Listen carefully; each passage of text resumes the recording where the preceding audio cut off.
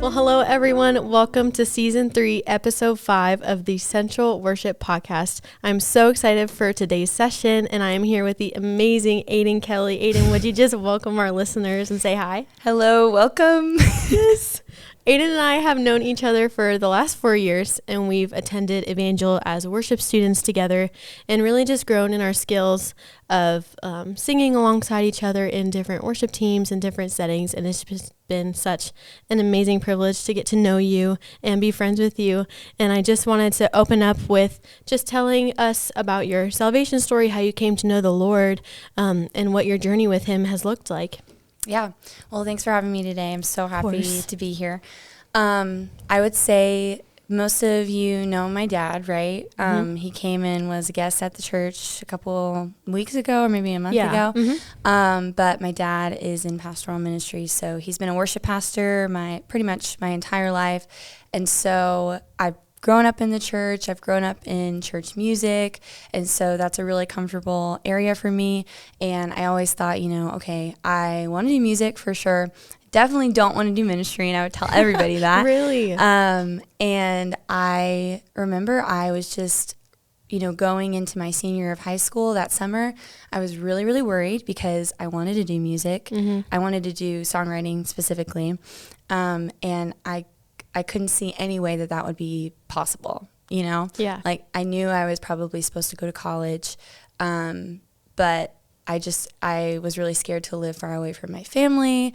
I was really scared to, take the next step and pursue anything. And I didn't really know, anything about the college process, if that makes sense. So there's just a lot of fear there, and it really made me turn inward. Like, okay, I don't know what to do, so I'm not going to do anything right now, if that makes sense. Oh, totally. And so I hadn't really made my faith my own yet or anything like that. I thought maybe I had, but I just really looked at Christianity and faith and all that kind of stuff as this checklist that I was not meeting at the end of every day. So I wasn't always reading my Bible, or maybe I wasn't always praying every day, or maybe I didn't say the right thing in this situation. And I was like, well, God definitely is mad at me if he's mad at anybody.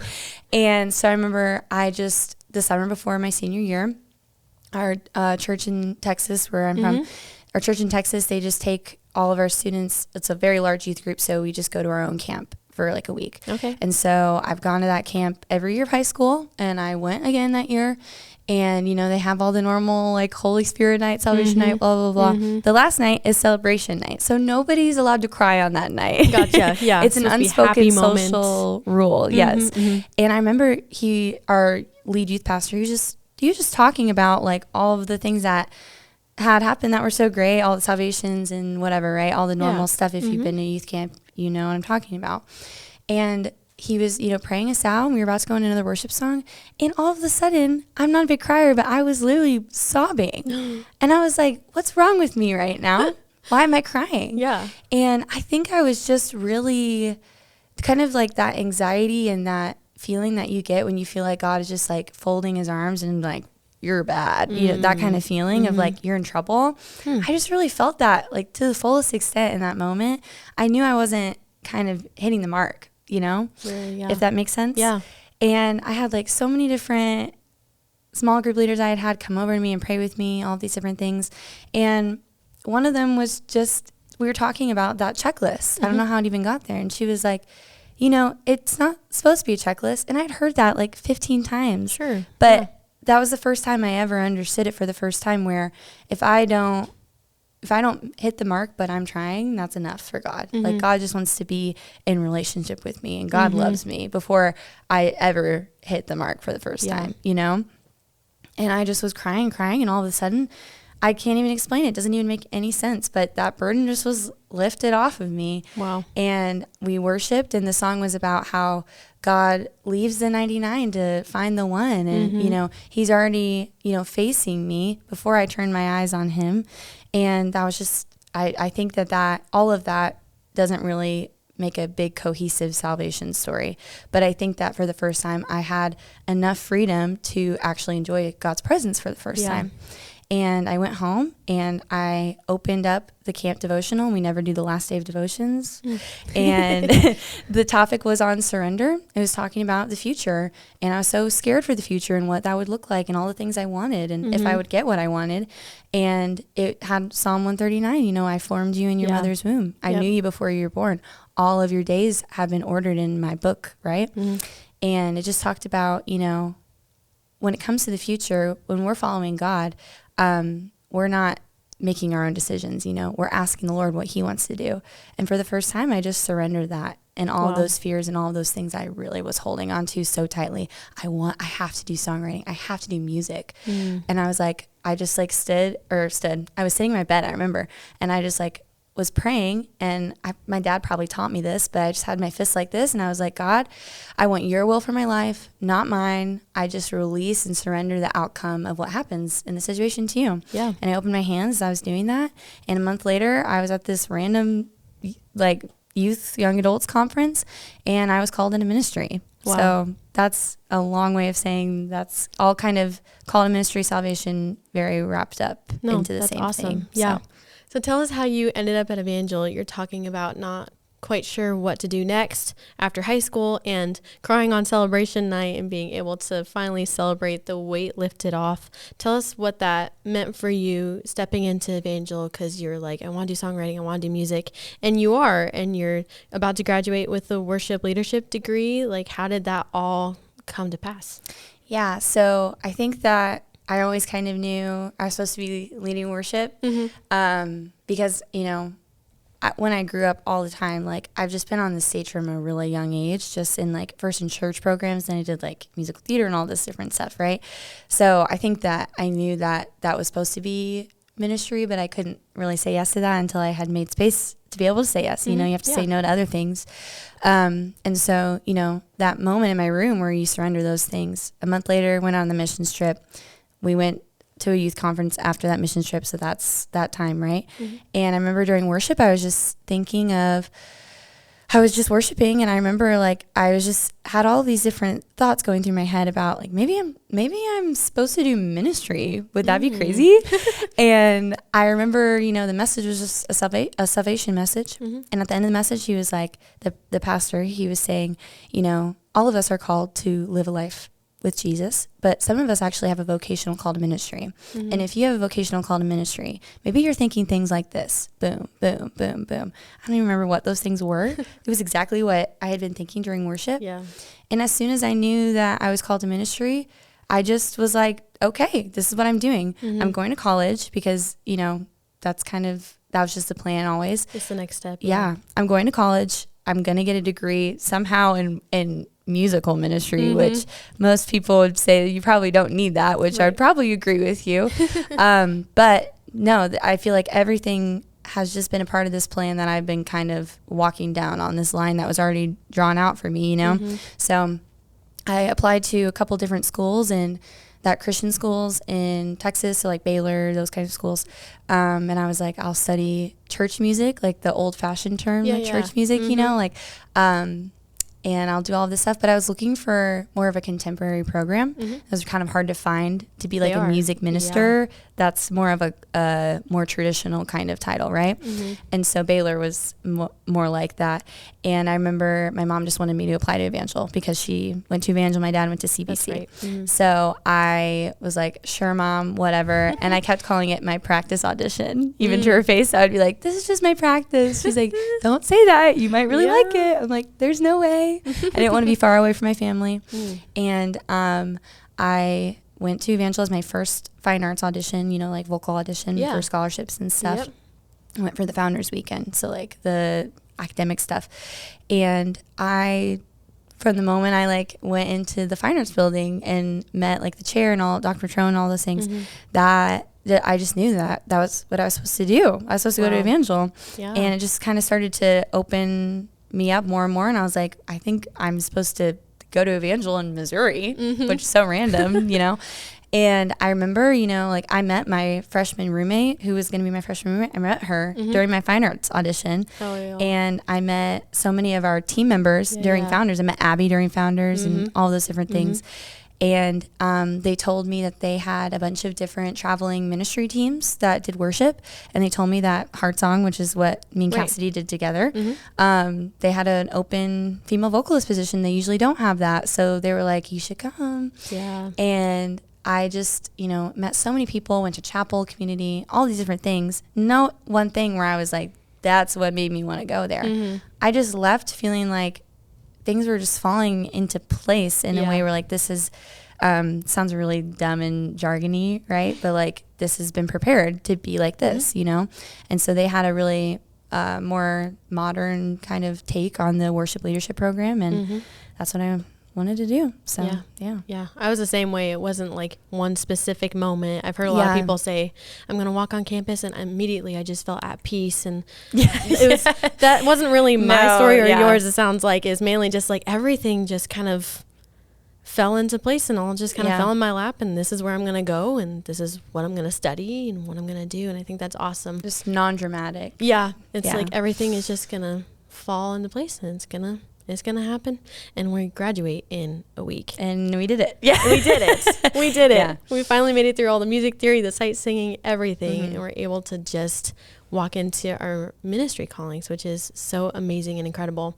I want to shift a little bit of the conversation into songwriting. You talked a little bit about that earlier, and kind of just what or when did you start songwriting, and what did that look like for you? Because you're like talking, I want to do this and I want to do music. And I know that you've done some songwriting at Evangel, but I also know you started much prior to that. So talk a little bit about that.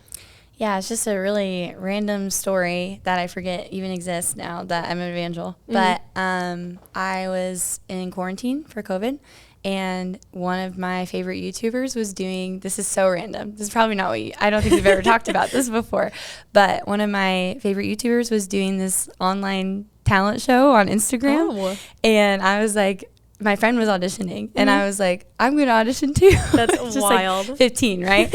And I just sent in a video of me singing, and I was like, this will be fun and, pass time during quarantine when you don't really have anything to do. And they got back to me, and they accepted me into the online talent show. And they're like, just so you know, you can totally sing the song you were singing. I sing like some Adele song or something. But if you want to be in the YouTube video and be featured, you have to sing an original because it's going to get copyrighted. And I was like, well, I've come this far. I always wanted to be a songwriter, but everything I wrote, I hated. I knew it wasn't good. I was like, I guess I'll just start thumbing through the archives of all these songs I wrote when I was like 5th grade, like he doesn't like me, And so I just started going through these different little choruses and stuff that I had, and they're all secular stuff, right? Because salvation story after. So no, just kidding. I still love God, but you get the point. So I'm like thumbing through these different things I had written, and my dad has written a lot of different songs. So I always have, since this moment, I'd always like brought stuff to him. So I found a couple of different things, and there was this one. It was like I really had a big thing. I liked the aesthetic words and like the cute song titles. I had this song called Cherries and Chocolate, and I brought the chorus down to my dad, and he was like, this is good. We can work with this. Because I told my parents the situation, included them in the whole thing. And I just kept like coming downstairs, and he just like was like, maybe think about what this means. Like, what would you do with this? Or, okay, now you need a bridge. Go write a bridge. So I go upstairs, write it in my bedroom, come down, write it, right? That's the first time I ever wrote a whole song. Wow, that's awesome. And so the next day was the talent show. So I did that song on the talent show. And I'll try to skip parts, but like that just is the start of this whole thing where I decided like, okay, first of all, I really like songwriting. And then second of all, when I started doing that little weird talent show project, I started getting a lot of really good feedback online, which is just so random, like so random. Right. You're like, what are the odds that all this is just going to happen? It was just so weird. Like I just didn't even, it's just so weird to me thinking back. So I kind of accrued this like weird, tiny little community on my Instagram that was just like people that would watch me post originals. So I went through all the rounds of the talent show, didn't win, unfortunately. Just those dang magicians, they just get you. But like I just would post stuff during quarantine. That's what I did. And then that YouTuber, a couple months later, he reached back out to me and he was like, we're doing this little, I'm trying to skip this because this could be a really long story. No, this is great. But he's like, we are doing this renovation series on, he had like this just shows you the time period, but it was like, he had a YouTube channel and so did his fiance, but then they also had a couple's YouTube channel. He's like, we're doing a renovation series of a house, like on our couple's channel, and we'd love for you to write like a 6-song soundtrack. And so they paid me to write these 6 different songs. And I was like 16, and it was just so random. Yeah. And they basically just paid me enough where I could like cover the cost of production and whatever, all these different things. And like went down to see the house with them and like just did all this stuff while I was like going back to school after quarantine. So it's just like really random time. But I recorded with this guy who was working part-time at our church at the time. He was in the worship department. His name's Connor McKenzie. And he was so nice. Like he was like in his mid-20s and he would just like record all these things for me after school and then like work on them for me. Very nice and really good at what he was doing. Yes. And that's kind of what I did. And then after that, I did my own little project, and it was just like all the songs I had done at the beginning with that talent show and all the YouTube stuff I was doing. This is so random, but that's just how I got into songwriting. Yeah. So basically, I loved doing that. Thought that was so fun, but I really wasn't like growing an audience at all. I was just like doing it for the same people. Yeah. And a couple of things fell through, and then like projects I was doing like just didn't turn out the way, like feedback wise, didn't turn out the way that I thought it was going to. And I was like, wait a second, what the heck? I thought this was going to work out, And I was a junior, and that's kind of the beginning of that story I told in the beginning, right? Oh, sure. Like, I was thinking I would pray this prayer. This could show you the transformation God has done in my heart. But I was just, 16, loved Taylor Swift and all that stuff. And I was just like, God, like if you make me super famous and like make all these things work out, I promise I will glorify your name, which I'm so glad he didn't, because I wouldn't have at that point, So I think back to those things. I'm like, that is so weird. And I can still feel that, remember that feeling of that desire I had as a little high school girl, really wanting to do that. And I'm just so glad that God says no sometimes, because if I would have been able to do all of those things, like I had this like little audience, if it would have blown up, I would have just ridden the wave, and I don't think I would have turned back. So I'm glad he said no to that. But yeah. And you've grown in maturity a lot. It sounds like, just from your ability to write songs and just actually give God the glory. And I've heard the songs that you've written for the Lord, and just like how you've been able to transfer your love for him into music. And it's such a powerful thing. Could you speak a little bit just on what that maturity process kind of looked like, from having that prayer of like, if you make me famous, God, like only if you want to now like truly just having humility before him and writing these songs, whether they're produced or not? Just how has that maturity shaped over the last few years? Yeah, I would say like just being genuine and honest, and that kind of thought process is kind of messy and doesn't change like overnight, right? Just over years. Yeah. And then you look back and you're able to like interpret what that meant now that you're in the future, if that makes sense. But I think that, when I felt like God was asking me to choose ministry as what I was, the next step after high school, right? I think that was a really big deal for me, because I really felt like he wanted me to do musical ministry, but for the first time, the music was not going to be about me. And that's just like, naturally we all have different things that we have to deal with that surrounds pride and that kind of stuff. Yeah. But I liked performing. I liked when I got off stage and people told me that I did a good job, and I liked when, I wrote little songs about all the high school crushes that I had, and like people would be like, oh my gosh, you're so talented. This is so awesome. And everything was really about me, Yeah. And when you get on stage and you lead worship, it's not about you. Right. And actually the whole goal is for it to not be about you.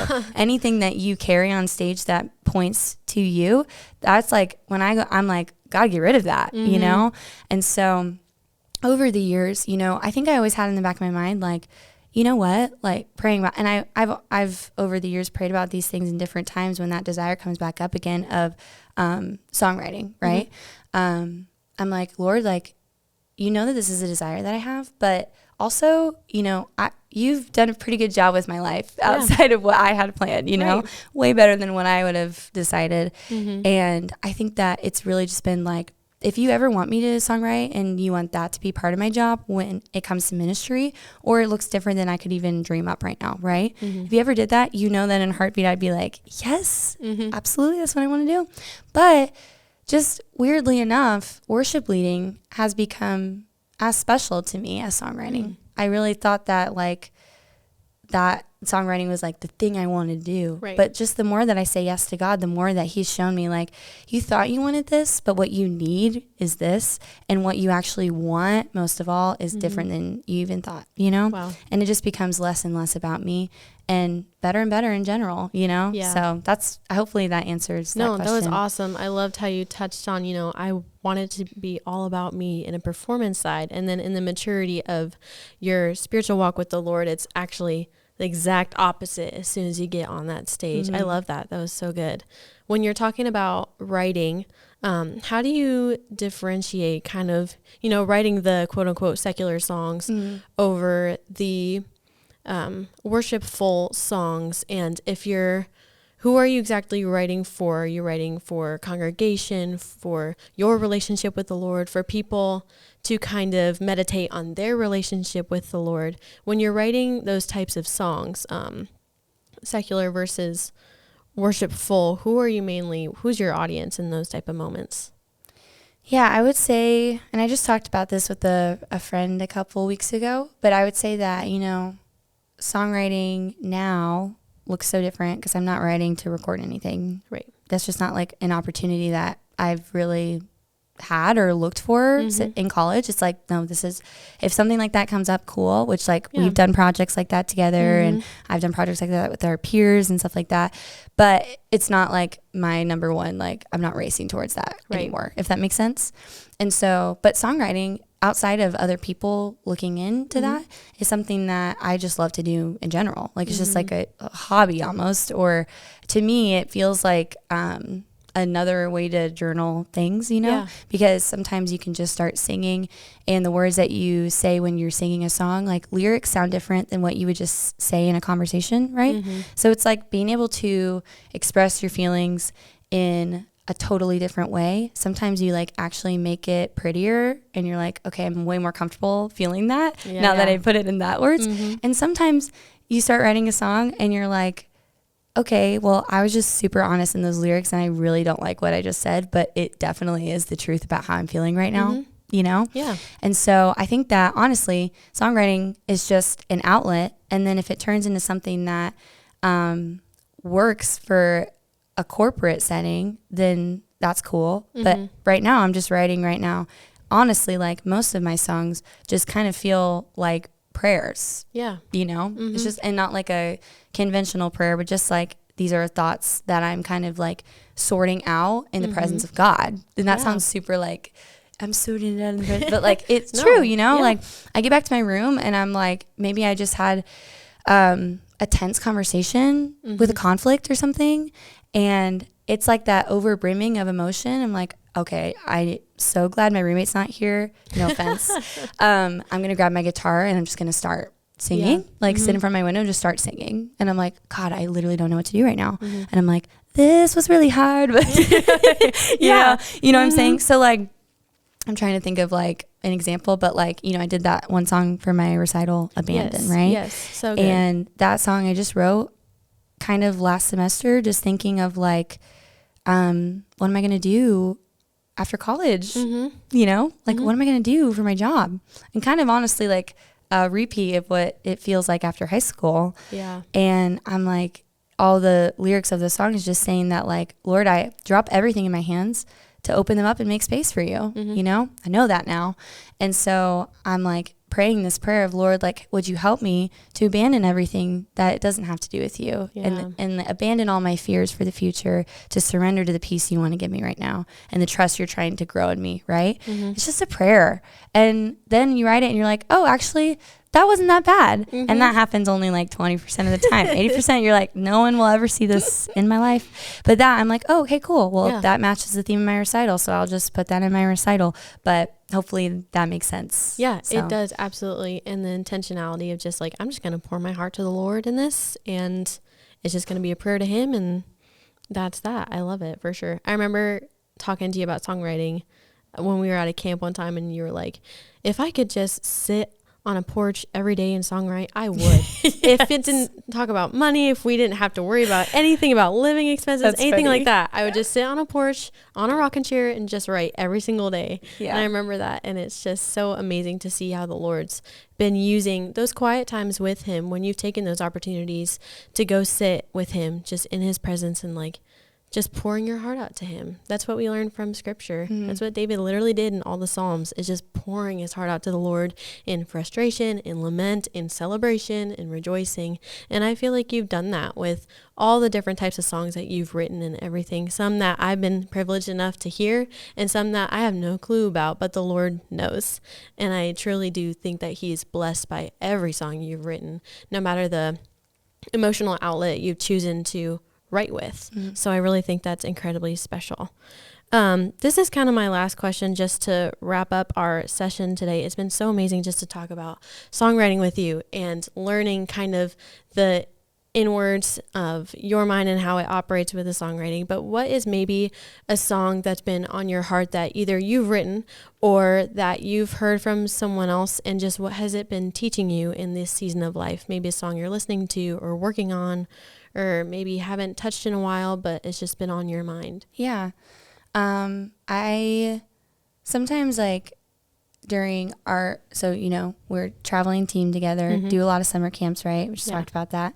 And we've both done this on stage, I think, too. It's like sometimes you're leading an altar and you're singing a phrase over and over again, mm-hmm. and that's just your prayer in that moment, right? Yeah. Like if we're doing, you know what I mean? Yeah. It's kind of like just a spontaneous thing, right? Sometimes I've taken those things and they really are the prayer that I've been praying that week or in that season, and I take it back with me, and I'll, like, right after a service, if that happens and I'm like, oh, that's like something I've been really needing, and I'm glad that came out in that time. Mm-hmm. That's like just like totally divine and human, like that kind of partnership with the Holy Spirit. That's like one of my favorite things. Yeah. I'll like go in the closet real quick and record it in my voice memos, and I'm like, okay, when I get home, I'll go work on that, right? So there is one song like that. I don't even remember what service it even came from, but it was just the most boring chorus ever. If I was sitting down, I would not write this, but it was just like, I yield to you, Lord, I yield to you, and whatever it is you want me to do, I will yield, right? Like I will just like pull back what I'm pushing forward. I yield and just submit before you. And I was just singing this song yesterday. It just really is like, as crazy as they say it is to graduate and figure out what the future holds. And that's just one of those things where the things you were standing on, like that steadiness, just kind of drops out from underneath you, and you have to cling to something. So hopefully you cling to God. And so sometimes you have to pray something over yourself, say something over yourself, remind yourself when you sing and when I write. That's what I'm doing. Like I'm singing this over myself to remind myself I yield to you. Like I'm positioning myself again because I just got off kilter a little bit. And I would say that that's just one song that I'm thinking of a lot. I just sang it yesterday over myself because I just, the like verse is just whatever comes, whatever passes, whatever stays, all of those things. Where my God leads, I will walk in that way, right? Beautiful. I yield to you.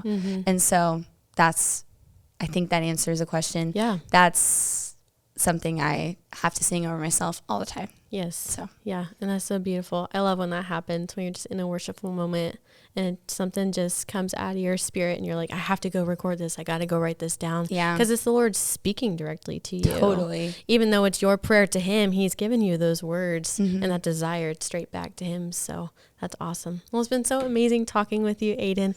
And I pray that for all of our listeners, just that you be blessed by the conversation today that we've had just about songwriting, and even for people who maybe don't songwrite or have never thought about that as a form of worship. Hopefully this has been helpful and God honoring to be able to hear what it's like to lift prayers up to the Lord and to use music to do that. So it's been amazing to talk about that with you today, and we'll see you all at the next session.